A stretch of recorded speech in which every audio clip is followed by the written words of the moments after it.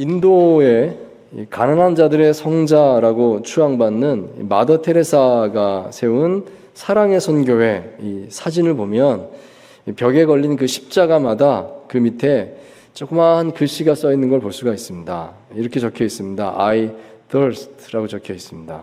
내가 목마르다 이런 말입니다. 예수님께서 십자가상에서 돌아가시기 직전에 마지막 그 고통 중에서 그 7마디 말씀을 하셨는데 그 7마디 말씀 가운데 한 말씀이죠. 내가 목마르다 그러셨습니다. 여기는 이 사연이 있습니다. 이 테레사 수녀가 젊었을 때 인도의 한 기차역에서 이 음성을 들었다는 것입니다. 기차역에서 기차를 기다리면서 그 한켠에 가난한 사람들이 잔뜩 모여 있고 노숙자들이죠. 이런 사람들이 저쪽에 죽어가는 사람들이 있고 이제 이런 풍경이었는데 그때 음성이 들립니다. 내가 목마르다. 근데 이 음성이 어디서 들리나 보니까 그 가난한 사람들 그 틈 안에서 거기서부터 소리가 나오더라는 겁니다. 내가 목마르다. 그래서 깨닫게 된 겁니다. 테레사 수녀는 이것을 하나님의 부르심으로 인정하게 되었고 앞으로 나는 이렇게 가난하고 힘없이 죽어가는 사람들 그 곁에서 예수님께 하듯이 그렇게 물을 드리는 마음으로 그렇게 살겠습니다. 결단을 하게 되었다는 것입니다. 그리고 평생 이제 그 일을 했고 그래서 사랑의 선교회가 생겨났습니다. 이제 그런 이야기입니다. 여러분, 우리가 하나님을 믿는다는 것은 선택의 연속이다 하겠습니다. 하나님, 내가 무엇을 하기 원하십니까? 어떤 일을 하면서 살까요? 하나님, 내가 이 일을 할까요? 말까요? 또는 내가 어디로 갈까요? 내가 그 사람을 만날까요? 말까요? 계속 우리는 하나님께 질문합니다. 왜냐하면 하나님께서 이 모든 것에 대해서 초월적인 지혜를 가지고 계시고 또 나를 사랑하시니까 분명히 내 길을 선하게 인도해 주실 것이다. 우리는 그것을 믿기 때문입니다. 자, 그리고 하나님께서 반드시 좋은 길로 나를 인도해 주시겠죠. 계속 기도합니다. 그러므로 우리는 하나님께 기도하고 응답을 드려야 되지 않겠는가 생각을 하는 겁니다. 자, 하지만 그래도 어려운 점은 많은 경우에 하나님께서 명확하게 얘기해 주지 않으신다라고 느껴지는 것입니다. 잘 안 들립니다. 질문은 계속 하는데 잘 안 들립니다. 아니, 들려도 분별하기가 참 어렵습니다. 이게 맞게 들은 건가? 이게 맞는 건가? 그렇습니다. 우리가 계속해서 이 부분을 생각하지 않을 수 없겠습니다. 자, 오늘 본문 말씀은 창세기 11장의 마지막 부분에서부터 12장 앞부분까지 이어지는 아브라함의 부름받은 이야기입니다. 드디어 하나님께서 아브라함을 부르셨습니다. 이 아브라함은 아시다시피 이스라엘 민족의 시조일 뿐만 아니라 모든 우리 그리스도인들에게 있어서 믿음의 조상이다 하겠습니다. 노아의 홍수 이후에 또다시 타락한 이 세상을 하나님께서 구원하시는 이 구원의 역사를 이제 시작하고자 하시는데 어떻게 시작을 할까? 하나님께서는 제일 먼저 아브라함을 택하셨습니다. 아브라함은 그렇게 성경에 등장하는 사람입니다. 자, 그러므로 오늘 이 본문 말씀 속에서 하나님의 부르심을 따라가는 이 아브라함을 보면서 우리가 어떻게 하나님의 뜻을 분별할 것인가, 바로 이 점에 대해서 생각하고 우리 묵상을 교훈을 함께 나눠보기 원합니다. 자, 첫 번째로 우리는 주어진 상황 속에서 하나님의 뜻을 분별해야 되겠습니다. 주어진 상황 속에서 잘 보고 그 안에서 하나님의 뜻을 분별할 수 있어야 되겠습니다. 자, 11장 31절 32절 그리고 12장의 1절과 4절 연달아 읽도록 하겠습니다. 우리 다시 한번 읽습니다. 시작. 데라가 그 아들 아브람과 하란의 아들인 그의 손자 롯과 그의 며느리 아브람의 아내 사레를 데리고 갈대아인의 우르를 떠나 가나안 땅으로 가고자 하더니 하란에 이르러 거기 거류하였으며 데라는 나이가 205세가 되어 하란에서 죽었더라. 여호와께서 아브람에게 이르시되 너는 너의 고향과 친척과 아버지의 집을 떠나 내가 네게 보여줄 땅으로 가라. 이에 아브람이 여호와의 말씀을 따라갔고 롯도 그와 함께 갔으며 아브라함이 하란을 떠날 때 75세였더라. 아멘. 자, 이 말씀에 따르면 우리는 아브라함과 또 그의 아버지 데라가 함께 갈대아 우르를 떠나서 하란으로 왔다 하는 것을 볼 수가 있습니다. 자, 그리고 32절에 이 아브라함이 따라서 같이 갔는데 그때 데라가 205세에 하란에서 죽었다.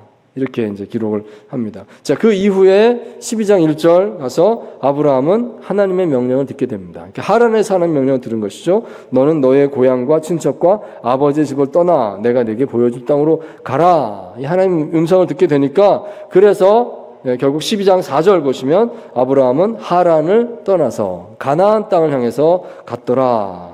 이렇게 기록합니다. 그때 그의 나이가 75세였더라. 말씀을 합니다.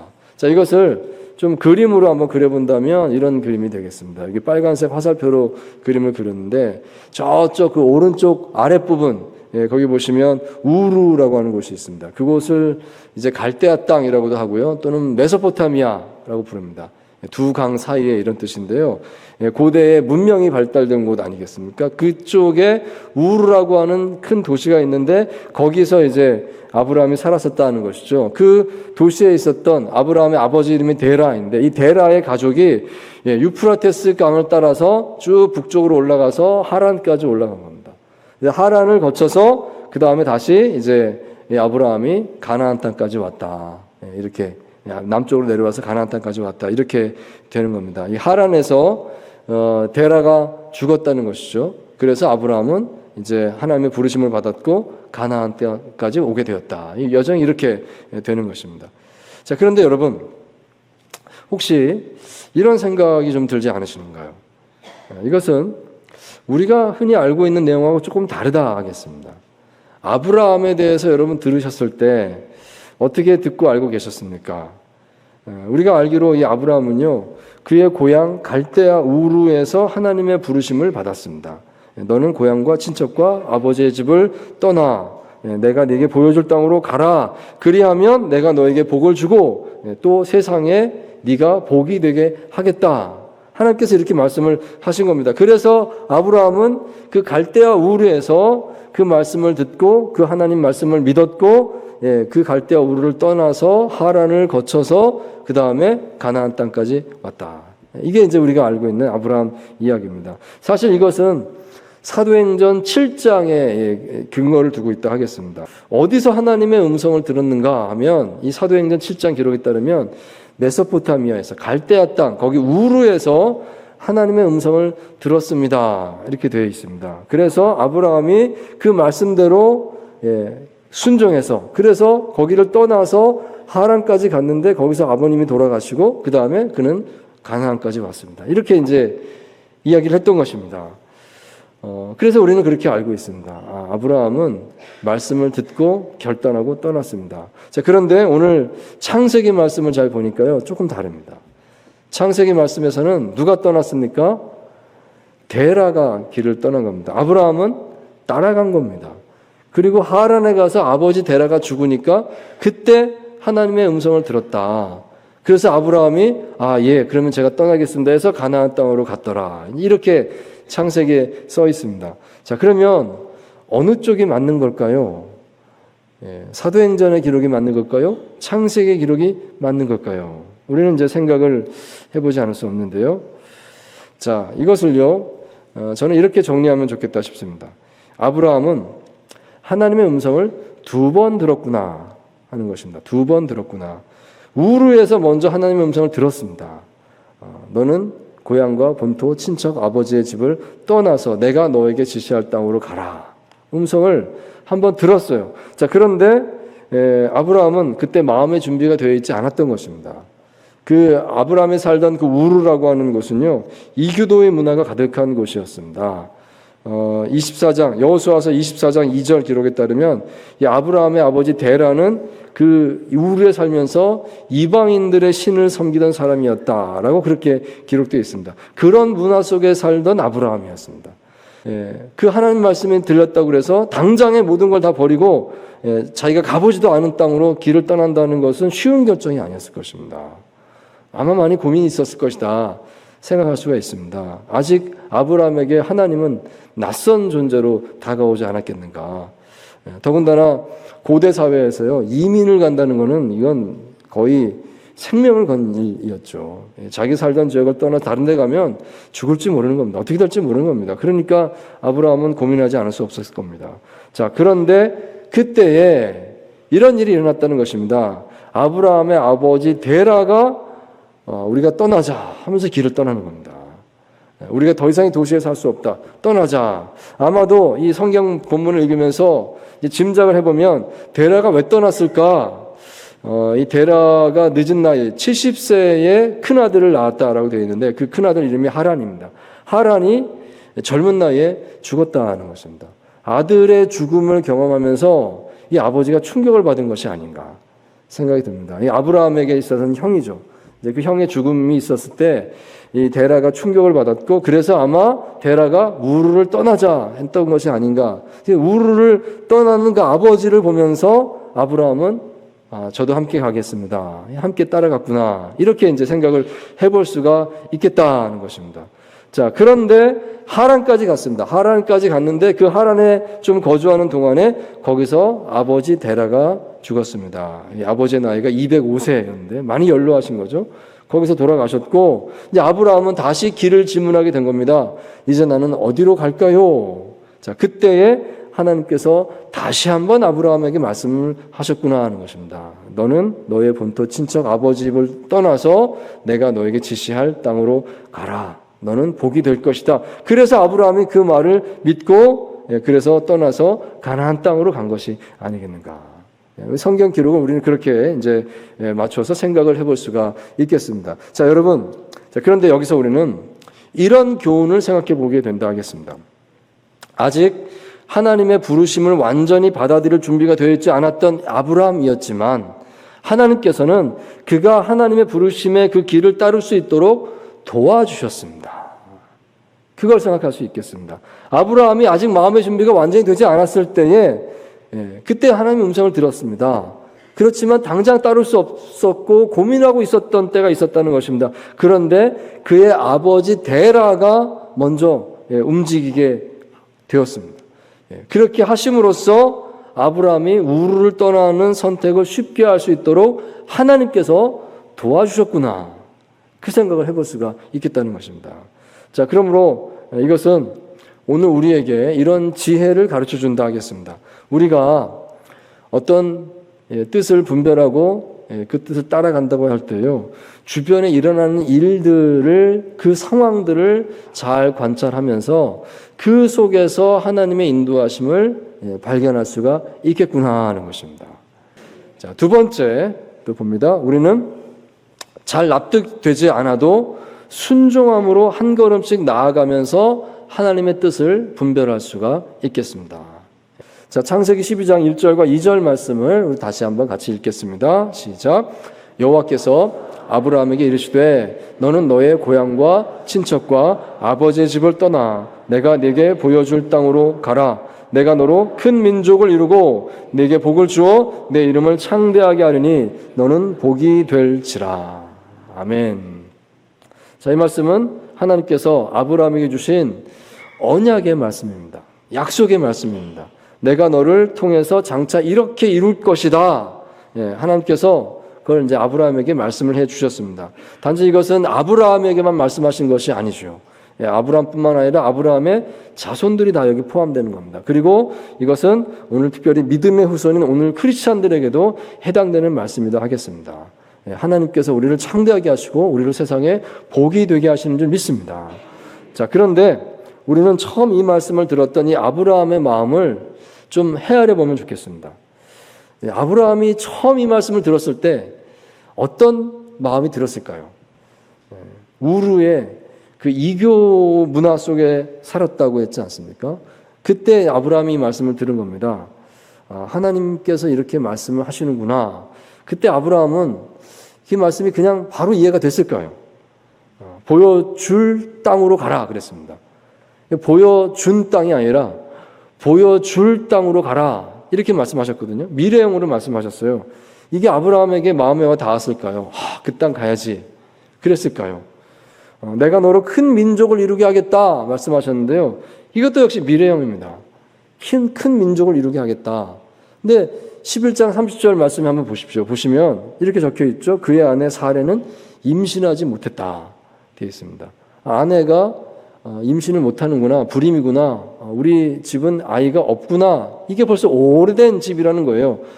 아이가 없습니다. 그런데 너의 후손이 큰 민족을 이룬다, 이 말이 믿어졌을까요? 아이를 낳지 못하는데 무슨 큰 민족의 후손이 있겠나, 그런 마음 들지 않았겠습니까? 더군다나 아브라함의 나이가 그때 75세입니다. 평생 살면서 이뤄놓은 이 삶의 기반이 다 우르에 있습니다. 75살까지 살았습니다. 자, 그런데 이제 와서 이민을 가라고, 75세에 이민 가서 다른 데 가서 잘 살 수 있나? 그 당시 고대 사회에서 그게 쉬운 일이겠습니까? 아마 아브라함 마음속에 하나님의 그 음성이 다 불확실하게 들렸을 것입니다. 이걸 어떻게 믿어? 어떻게 따라가? 이게 말이나 되는 소리야? 아마 그런 고민하지 않았겠습니까?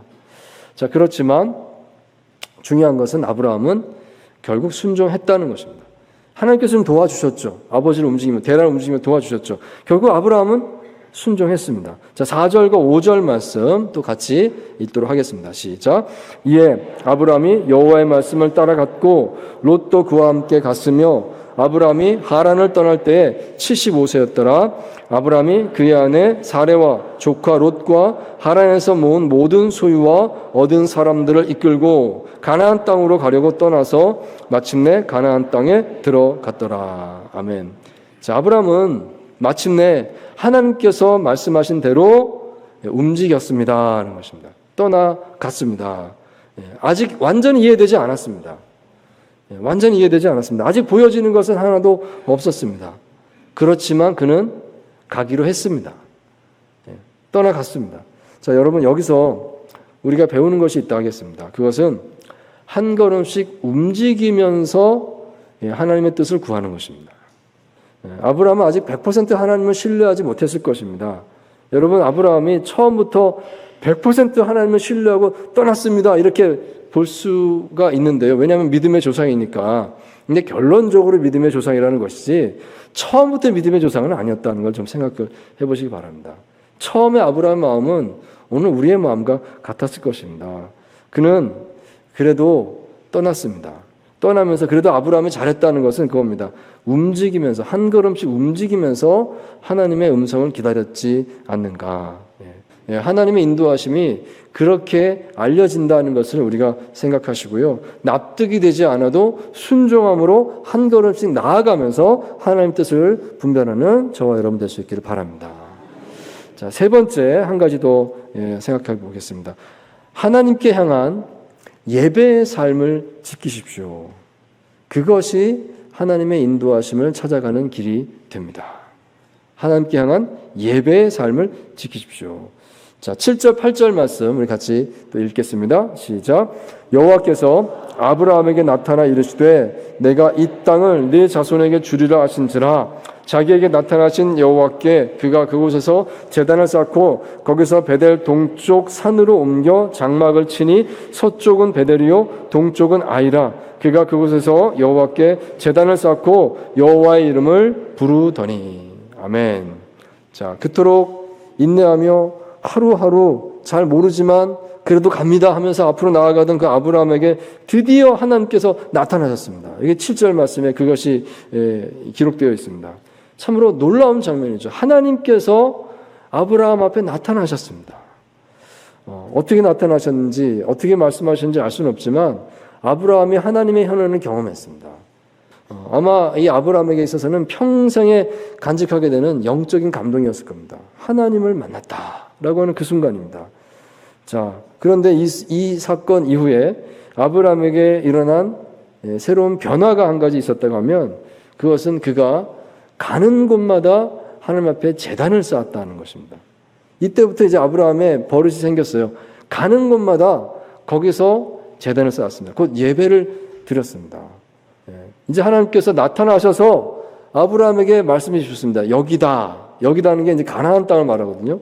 가나안 땅을 너의 후손에게 줄 것이다. 이 말씀을 들었고 그 다음에 이제 아브라함은 그 땅을 두루두루 가게 됩니다. 가면서 가는 데마다 제단을 쌓았다. 이렇게 되어 있습니다. 예배를 드렸습니다. 여러분, 그런 생각을 해봅니다. 하나님께서 한번 나타나셨는데요. 그런데 왜 하나님께서 매일 또 나타나지 않았을까요? 한번 나타났으면 계속 매일매일 나타나셔서 말씀해 주시고, 아브라함아 오른쪽이다, 아브라함아 왼쪽이다, 이렇게 해주시면 얼마나 좋아요. 아브라함아 잠깐 멈췄다 가자, 얼마나 좋아요. 근데 또 안 나타나시는 겁니다. 아브라함은 그냥 또 길을 가는 겁니다. 그런 중에 아브라함은 계속 제단을 쌓습니다. 여기서 한번 예배드리고 또 딴 데 가서 또 예배드리고 계속 그렇게 살아가는 겁니다. 여러분, 이것이 무슨 의미가 있을까요? 의미가 있다 하겠습니다. 사실 아브라함은 계속해서 인내하면서 기다리는 삶을 살아야만 했던 것입니다. 한 번 하나님을 만났지만 그로서 모든 삶의 응답을 다 받은 것이 아니었습니다. 그냥 여기다 하는 응답만 받았을 뿐이에요. 그러고 나서는요, 계속 기다리는 겁니다. 약속의 아들은 언제 줍니까? 사실 나중에 이제 창세기 뒤에 보시면 아브라함이 100살 때에 이제 그 아들, 약속의 아들 이삭을 받습니다. 그럼 100살 될 때까지 앞으로 25년을 기다려야 되는데 아브라함 모르는 겁니다. 25년만 더 기다리면 아들이 생깁니다. 이것도 몰라요. 그냥 살아야 되는 겁니다. 아브라함에게 땅의 약속이 있었습니다. 이 땅이다 그랬는데 이 땅을 언제 받습니까? 근데 아브라함은 죽을 때까지도요, 그 땅에 대해서 제대로 어떤 소유권을 가지지 못했습니다. 그나마 하나 있는 것이 무덤자리 하나를 마련했습니다. 아주 비싼 돈을 주고 무덤자리 하나를 사서 그거 하나만 갖고 있었지 아무것도 없었어요. 죽을 때까지도. 하지만 그는 끝까지 하나님 신뢰하기를 멈추지 않았습니다. 어떻게 그렇게 할 수 있었을까요? 자, 그 비결이 예배의 삶이다 하겠습니다. 아브라함은 예배하는 삶을 배웠습니다. 하나님을 처음 만났을 때 그때 결심했고 그 삶을 계속 살았습니다. 가는 곳마다 제단을 쌓았습니다. 가는 곳마다 하나님께 예배했습니다. 그렇기 때문에 그는 이겨낼 수 있었습니다. 견뎌낼 수 있었다는 것입니다. 여러분, 이것이 중요한 하나님의 인도하심이다 하겠습니다. 무엇이 꼭 보여야지만 인도하심이 있는 것이 아니고 무엇이 꼭 들려줘야만 인도하심이 있는 것이 아니고 오늘도 내가 예배를 드리고 있고 예배를 드리는 힘으로 계속해서 나아가고 있습니다. 이 자체가 하나님의 인도하심이 아니겠습니까? 여러분, 아브라함이 예배하는 삶을 살았습니다. 그러니까 그는 정말 믿음이 대단했군요 라고 생각하기 쉬운데요. 사실 꼭 그렇지는 않습니다. 여기 창세기 12장에서 사실 아브라함은 초신자였다라고까지 말할 수 있겠습니다. 부름받은 지 얼마 안 된 거예요, 지금. 그런데 예배를 드리면서 어떻게 되냐면 성장해 가고 있는 것입니다. 보이지 않지만 예배를 드립니다. 그 속에서 믿음이 성장하는 것입니다. 여러분, 하나님께서 왜 계속 나타나지 않으실까요? 그게 유익하기 때문입니다. 하나님께서 안 보이시는 중에, 안 들리는 중에 우리는 예배를 드리죠. 이렇게 예배를 드리면서 우리 믿음이 깊어지고 성장하는 것입니다. 하나님은 그것을 원하신다는 것이죠. 여러분, 예배를 드릴 때 무슨 일이 일어납니까? 우리는 하나님께서 나에게 하신 것에 기억을 하게 됩니다. 그 은혜를 감사하게 됩니다. 그것이 우리에게 성장의 발판이 되는 것입니다. 또 예배를 드리면서 우리는 기대를 하게 됩니다. 소망을 말하게 됩니다. 예수님 다시 오실 것입니다. 하나님 나라가 이루어질 것입니다. 이걸 계속 바라보게 된다는 것입니다. 그걸 통해서 우리 믿음이 방향을 찾게 되는 것입니다. 믿음이 그렇게 성장해 나간다는 것입니다. 예배는 우리 믿음 성장의 길이 된다, 이렇게 말할 수 있겠습니다. 우리가 예배를 통해서 성장하기 원하시는 하나님을 생각할 수 있기를 원합니다. 사랑하는 성도 여러분, 우리가 어떻게 하나님 뜻을 분별할 수 있을까요? 첫 번째는 주어진 상황을 예민하게 분별하십시오. 말씀드렸습니다. 두 번째는 상황이 잘 납득되지 않아도 순종함으로 한 걸음씩 움직이면서 하나님 뜻을 들으시기 바랍니다. 세 번째는 하나님께 향한 예배의 삶을 지속적으로 그 안에서 성장해 갈 수 있기를 주의 이름으로 축원드립니다.